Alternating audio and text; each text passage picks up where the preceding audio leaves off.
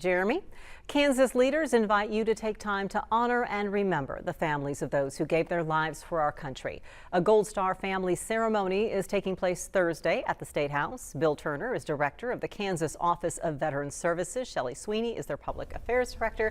Thank you both for being here and letting us know a bit more about this, Bill. So Gold Star families, for those who aren't familiar, are what? Who are we talking about? So the Gold Star families is something that really came about back in World War I, where they first began, the families began to display flags that were kind of garnished with a blue star that signified a service member or a family loved one who was serving over in a hostile territory in part of a war or combat operations.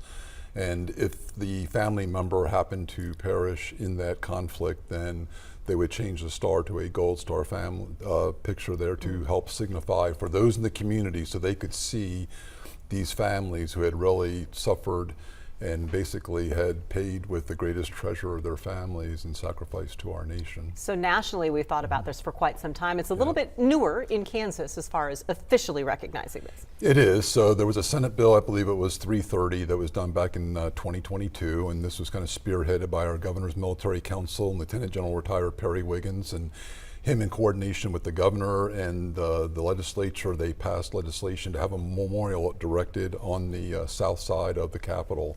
And so it's out there on the lawn there along Veterans Walkway there, and it commemorates, memorializes our Gold Star families. So they're always remembered, but on Thursday, Shelley, we're having a specific ceremony for this. What is going to happen on Thursday? Well, on Thursday at 10 o'clock on that south side of the Statehouse, assuming the weather cooperates, we will stand and sit, folks will stand and sit by that memorial.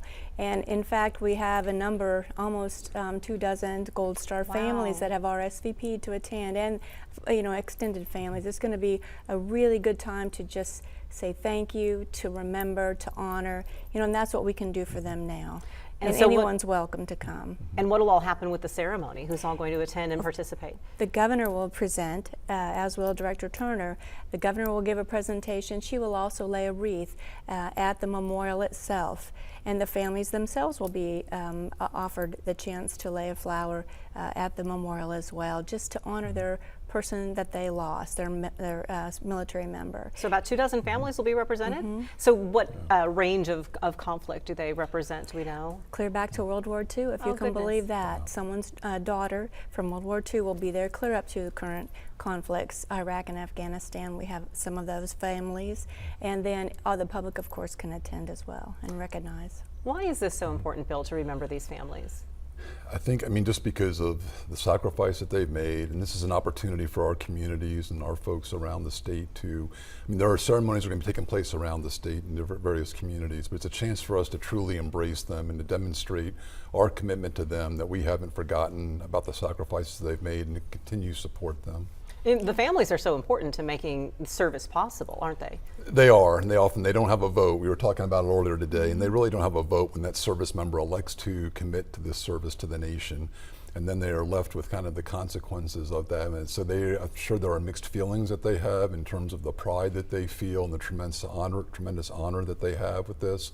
But then there's also a tremendous amount of grief that they're feeling. And this is a chance for us to, I think, to be able to bring that out and a chance to continue the legacy of that loved one and to make sure other people in the community see it, and again, for the community to embrace these families. You had said some of the families, Shelley, had RSVP'd, but if somebody is out there and they are part of a Gold Star family, do they need to contact you, or can they just come on Thursday, let you know that they are some of the special honorees? We'd love to have anyone that's a Gold Star family member come. If they want to let us know ahead of time, they certainly can. If you want to, I can say the phone number to call. Yeah, 785-940-1221. Even if they don't RSVP, we want them to come and honor them and put them in a special place of honor. So we should thank people for their sacrifice every day, but something public like this, why is a public show of support that people come out and take part so important, do you think?